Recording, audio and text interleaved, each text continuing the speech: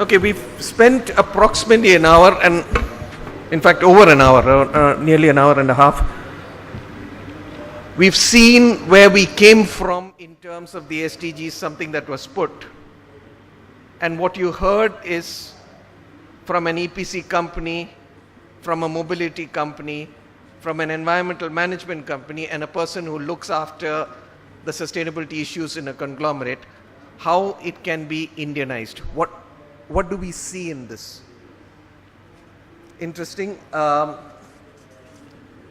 Shankar, I'm glad you brought out the old formula of I is equal to PAT. Some of us studied this and tried to apply this in the context of population, affluence, and technology. And I'm going to give you that frame in a slightly different kind of a fashion at this point of time.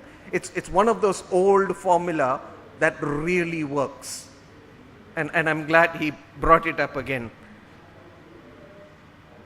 The second was the reminder of planetary boundaries.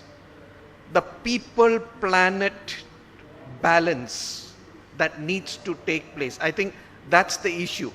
There are different types of people, and there is a planetary boundary that needs to be balanced. Now, finding that at different stages of a growth path of society or the growth path of a company is important, and each one will have to figure that out.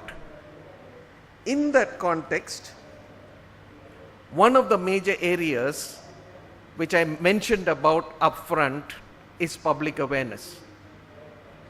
It's improved over the years, but at the scale at which it is required, it's not there yet.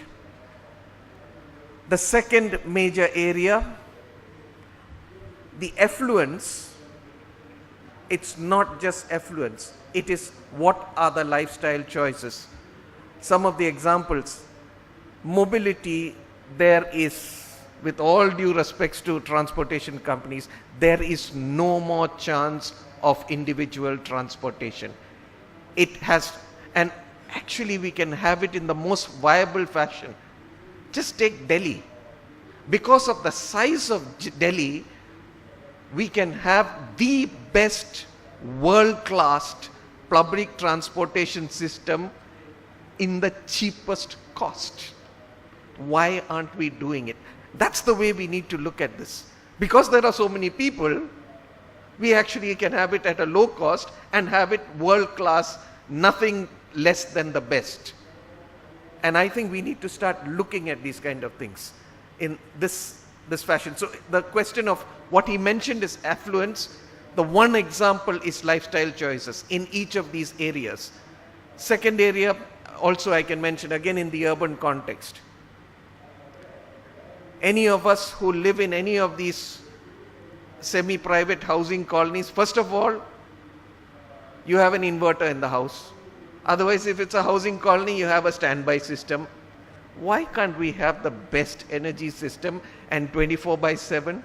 Why can't we have it's actually possible. And all these things, what they do is actually reduce waste. If it's done properly, scientifically, technically, it reduces waste. So the whole area of lifestyle choices, what is the lifestyle that we want? Number two, and lifestyle choices is what they call the consumption part of SCP. The production part, it's more in terms of the same T that Shankar was talking about, technology choices. What are the kind of efficiencies that are possible? How is it possible to de-link material resource consumption from the best products that are there in the market? How do you reduce? How do you recycle? So between lifestyle choices, technology choices, and ultimately, I told you, first is public awareness, knowing what it is, the lifestyle, technology choices. Ultimately, based on all these, where do you put down your money? The financial priorities, what are they? Thank you for being a good audience with us. Thank you to each one of our panelists, and including Raju, who left us. I hope you enjoyed it. I enjoyed moderating it. Thank you.